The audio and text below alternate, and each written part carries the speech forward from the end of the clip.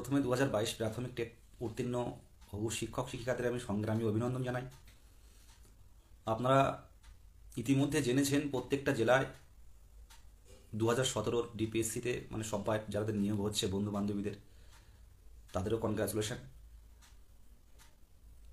আমাদের 2022 প্রাথমিক টেট পাসদের নিয়ে সরকারের এখন কি মানে কোন সিচুয়েশনে আছে সেটা এখনো পর্যন্ত আমরা বুঝতে পারলাম না। যে 24 ঘন্টার মধ্যে নোটিশ দেওয়ার কথা ছিল সেটাও দেওয়া হলো না।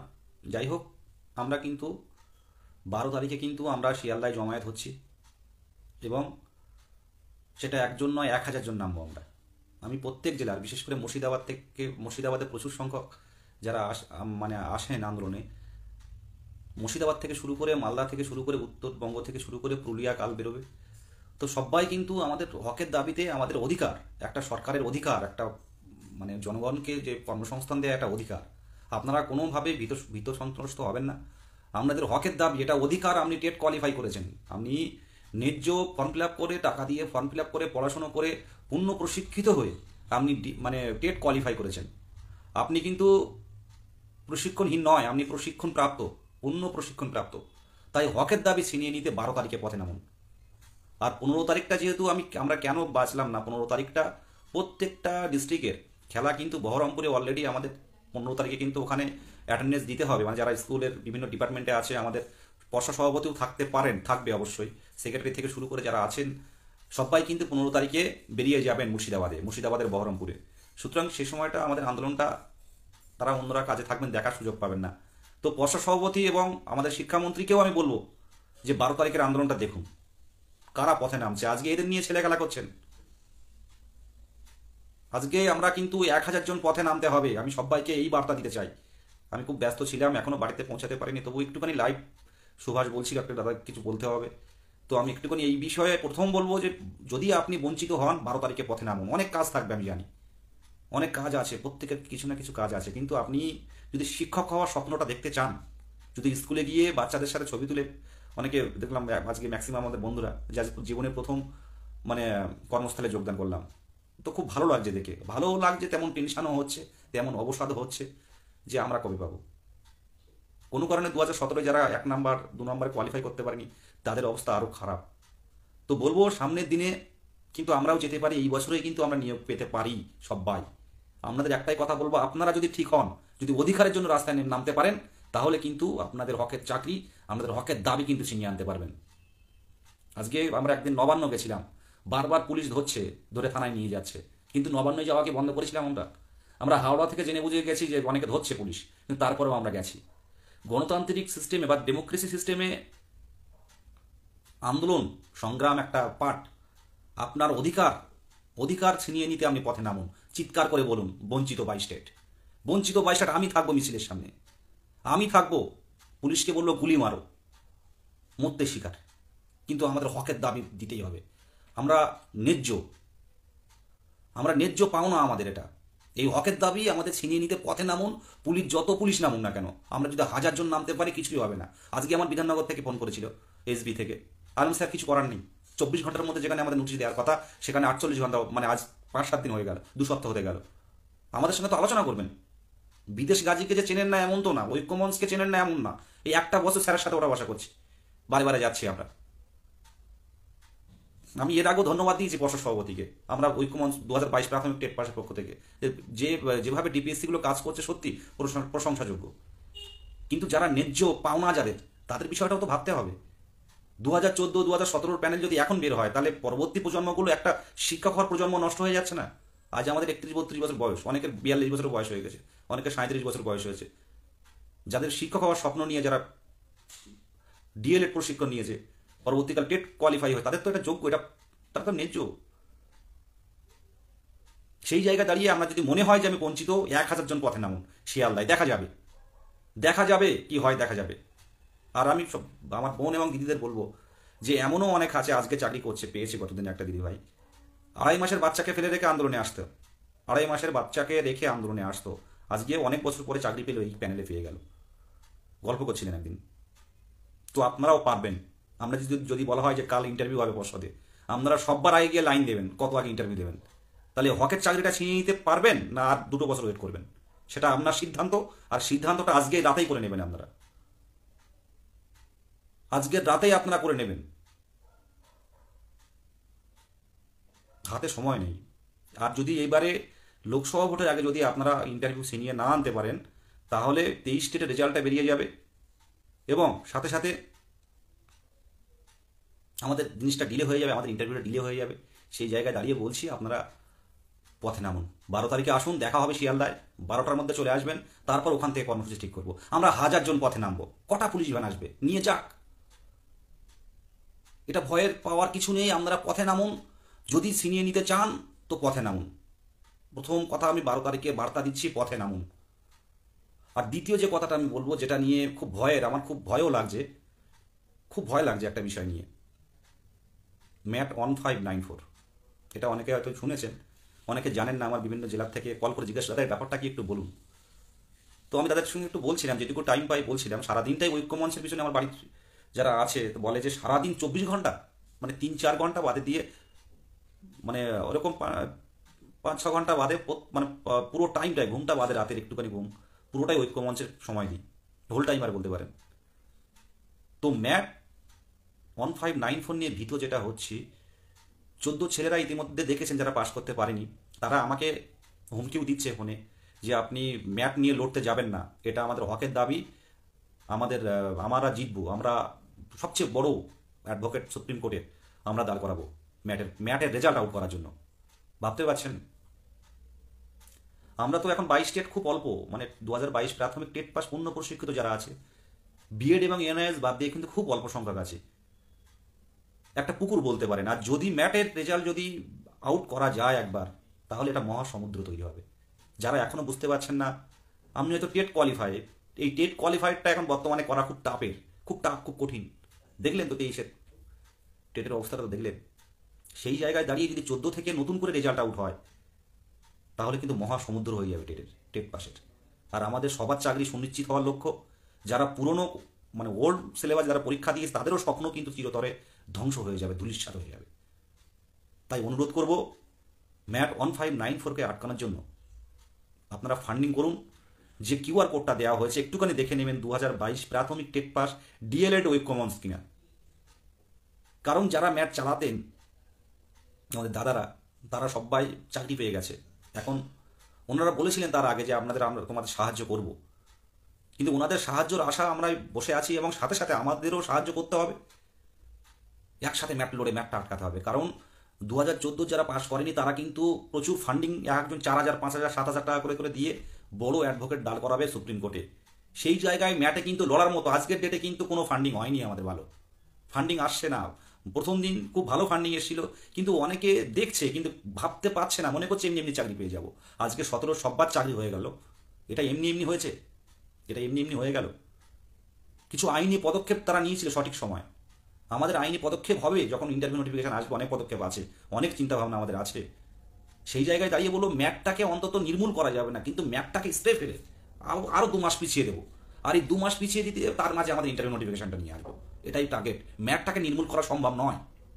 তাই হাত জোর করে, করজোড়ে করে অনুরোধ করব, হাফিজুর রহমান নামে যে অ্যাকাউন্টটা আছে, সেই অ্যাকাউন্টে আপনারা সেই অল্প কিছু ফান্ডিং, আমরা 2,000 না, 2,200 না, 4,000 না, 7,000 না, 500 টাকা ধার্য করেছি। না হলে কিন্তু লড়তে পারবো না।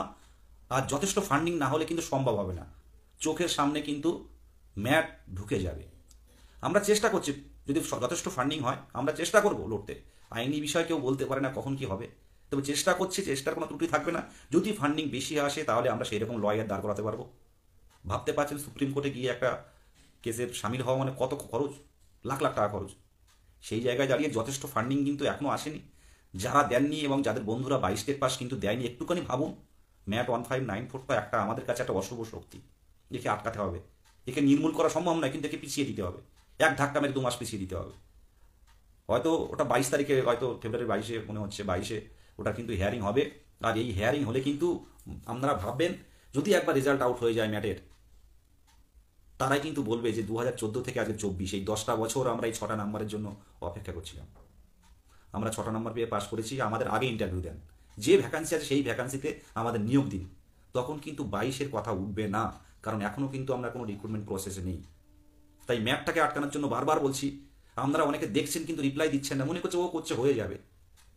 সত্যি কথা বলতে কি, আমি শুনছিলাম কত ফান্ডিং হয়েছে আমাদের ঐক্যমঞ্চ ফান্ডিংয়ের বিষয়টা আমি দেখি তা না, যার অ্যাকাউন্ট সেও দেখতে পায় না, অন্য একজন নামের লিস্ট অ্যাড করে, একজন যুক্ত করেন আলাদা আলাদা। কারণ গণতান্ত্রিক পদ্ধতিতে আমরা সেই ফেব্রুয়ারি মাস থেকে আন্দোলন করে এসছি। তাই ম্যাপটাকে বলবো, করজোড়ে বলবো ম্যাপটাকে আটকান। তাই ফান্ডিং দিন, আপনি দিন, যে দেখছেন হয়তো দেননি, কিন্তু আপনি ফান্ডিংটা দিন। 500 টাকা করে যে ধার্য করা হয়েছে, আমি 2000 টাকা বলিনি কিন্তু। এই ম্যাট টাকা যদি পর্যাপ্ত যদি ফান্ডিং না আসে, আর্থিক দিক থেকে যদি আমরা সচ্ছল না হতে পারি, তাহলে কিন্তু ম্যাট আটকাতে পারবো না। কারণ যারা পরবর্তীকালে যারা আগে যারা ফান্ডিং দিয়েছে, এই ফান্ডিং ফেরত দেওয়া ছাড়া কিন্তু পথ থাকবে না, কিচ্ছু করার থাকবে না। আর আপনারা ভালো করেই জানেন যে ঐক্য মঞ্চ 2022 প্রাথমিক টেট পাস ডিএলএড ঐক্য মঞ্চ ছাড়া কিন্তু কোনো গতি নেই। এর আগেও দেখেছেন, সামনের দিনেও দেখবেন। যদি আমরা পারি আমরা লড়বো, না হলে কিন্তু লড়ার কেউ নেই। গ্রুপ থাকতে পারে কিন্তু লড়ার মতো 22-এর কোনো গ্রুপ নেই এমন, এটা কনফার্ম ধরে রাখুন। তাই বলবো, আজকেই আপনারা ফান্ডিংগুলো করুন, যারা দেননি আজকেই ঝড় তুলে দিন, যাতে আমরা সুপ্রিম কোর্টে 22 তারিখে যেতে পারি। ঝড় তুলে দিন, আমি এটা অনুরোধ করব। 23 জেলাকে অনুরোধ করব আমার এই লাইভটা একটু শেয়ার করে দিতে। প্রত্যেকটা জেলায় ম্যাটকে আটকানোর জন্য ফান্ডিং যারা দেননি, যেখানে থাকুন না কেন, প্রত্যন্ত গ্রাম থেকে শুরু করে শহরের যে বুকে থাকুন না কেন, ম্যাটটাকে আটকান, ম্যাটটাকে আটকান। তাই ফান্ডিং দিন আজকে যারা দেননি, মানে এখনো পর্যন্ত যারা দেননি, আজ রাতেই দিয়ে দিন। রাতে দিয়ে আপনারা স্ক্রিনশট পাঠিয়ে দিন আমাদের। এটাই বলবো। দ্বিতীয় পয়েন্ট ম্যাটটা বললাম। আর যে অনেকেই বলছে দাদা ইন্টারভিউ কবে পাবো, ইন্টারভিউ কবে পাবো, আমার যেটুকু আইডিয়া ছিল, যেভাবে ডিপিএসসিগুলো T20 ফরম্যাটে খেলছিল, মানে দিনের দিন সবাইকে অ্যাপয়েন্টমেন্ট দিয়ে দিচ্ছিল, রাতেও অ্যাপয়েন্টমেন্ট দিচ্ছিল দেখছিলাম।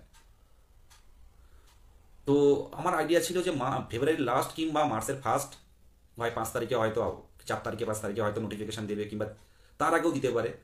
দিয়ে আমাদের 1 সপ্তাহ আমাদের ফর্ম ফিল আপটা করিয়ে, ফর্ম ফিল আপ কমপ্লিট হলে তারা হয়তো 3-4 দিন পরে 22-23 রেজাল্টটা দেবে, আমার যেটুকু আশা।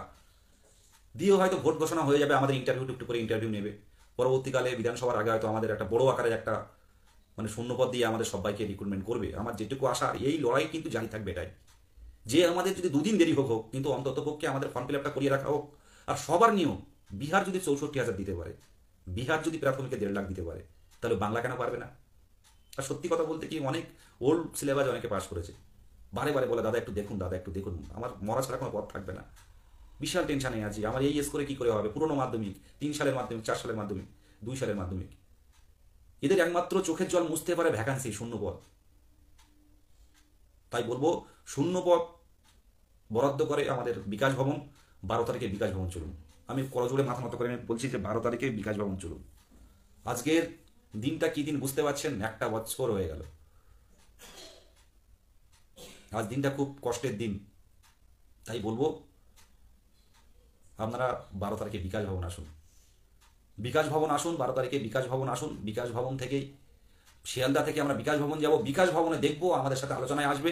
যদি 1000 জন পথে নামতে পারেন, তাহলে আমাদের দাবি আমরা ছিনিয়ে আনবো। আমাদের সাথে কথা বলতে হবে, কতটা টেট পাস আছে সেটা দেখাতে হবে, সেই অনুযায়ী আমাদের ভ্যাকান্সি দিতে হবে, দিয়ে আমাদের রিক্রুটমেন্ট করতে হবে। 2 মাস দেরি হোক, কিন্তু সবার নিয়োগ চাই। এইটুকুই বলার, আর বিশেষ কিছু বলার নেই। আমরা 12 তারিখে আসুন। আর অনেকে যারা বলছে 15 তারিখে দাদা কি একটা হচ্ছে, আমি বলবো 15 তারিখে কিছুই হচ্ছে না। 15 তারিখে প্রত্যেকটা জেলার, পশ্চিমবঙ্গের স্কুলের ডিপিএসসি প্রত্যেকটা জেলার খেলা হবে বহরমপুরে। সেখানে আমাদের পর্ষদ সভাপতিও থাকতে পারেন, স্কুলের হেডমাস্টাররাও থাকতে পারেন। 15 তারিখে এটাই হচ্ছে। আর 12 তারিখে 22 স্টেটের আন্দোলন হচ্ছে, সবার নিয়োগের দাবিতে বিকাশ ভবন অভিযান। এই বলে আমি শেষ করছি।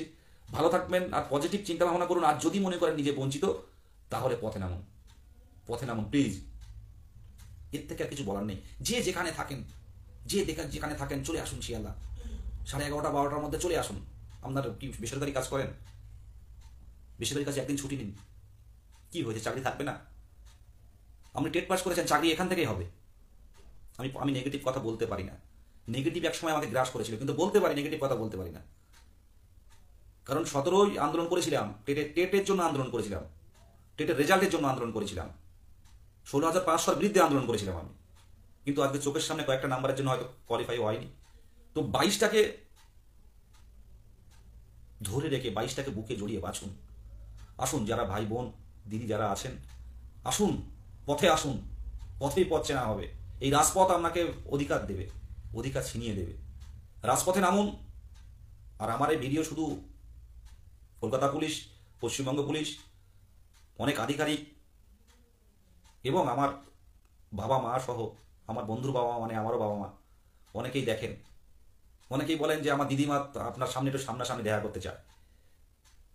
তো সব্বার ভালোবাসা, সব্বার আশীর্বাদ নিয়ে আমরা 12 তারিখে আন্দোলন করছি। সবাই ভালো থাকবেন। আর আমি আবারও বলছি, সরকারের বিরোধিতা নয়, পুলিশ আমাদের শত্রু নয়, পুলিশ আমাদের বন্ধু। পুলিশের বিভিন্ন ডিপার্টমেন্ট আমাদের বন্ধু, কলকাতা পুলিশ আমাদের বন্ধু, ওয়েস্টবেঙ্গল পুলিশ আমাদের বন্ধু। আপনারা আমাদের এই যে বঞ্চনার শিকার আমরা, তাতে আমরাও সামিল হন। আমাদের অধিকার ছিনিয়ে নিতে রাজপথটা ফাঁকা করে দিন। আমাদের চিৎকার করে বলতে পারি, বঞ্চিত 22 স্টেট, আমাদের নিয়োগ দিন, নিয়োগ দিন, নিয়োগ দিন, সবার নিয়োগ দিন। যে 50,000 ভ্যাকান্সির কথা বলেছেন, হয়তো 50,000 ডিএলএড টেট পাস নেই, কিন্তু যত সংখ্যক আছেন প্রশাসক সভাপতি নিজেই ভালো করে জানেন। তাই আমাদের নিয়োগটা দিয়ে আমাদের এই বঞ্চনার থেকে মুক্তি দিন, এইটুকু বলবো। আর সামনে ভোট, আপনারা বুঝতে পারছেন। আর 22 স্টেট মানে একটা আবেগ, বারবার বলছি। সরকার কিন্তু আমরা গড়ি সরকার। সরকার কিন্তু আমরা গড়ি। সরকার এমনি এমনি হয় না, আমরাই ভোট দিয়ে সরকার গড়ি। সরকারেরও উচিত আমাদের কর্মসংস্থান দেওয়া। কে কত বড় নেতা দেখা যাবে। যদি 22 স্টেট সবার নিয়ম না পায়, এরা কতটা আন্দোলন করতে পারে গণতান্ত্রিক পদ্ধতিতে শান্তিপূর্ণভাবে, সেটা সারা বাংলার সবাই জানে। এই বলে আমার সংক্ষিপ্ত কথা আমি শেষ করছি। আপনারা পজিটিভ থাকুন, ভালো থাকুন। আর 12 তারিখে আপনারা পথে নামার জন্য তৈরি হন, মানসিক প্রস্তুতি নিন। আমি যেন 1000 জন থেকে 2000 জন আমি যেন রাস্তায় দেখতে পাই। এই বিদেশ গাজী যেন রাস্তায় দেখতে পাই। 1000 থেকে 2000 কত পুলিশ নামে নামুক, আর আমিও থাকবো রাস্তায়। এই বলে আমি আমার সংক্ষিপ্ত কথা শেষ করছি। আপনারা 12 তারিখের জন্য প্রস্তুতি নিন। শিয়ালদায় আসুন, সেখান থেকে আমরা বিকাশ ভবন যাব। তারপর দেখা হবে, রাজপথে গিয়ে আমাদের পথ দেখাবে। নমস্কার, শুভরাত্রি।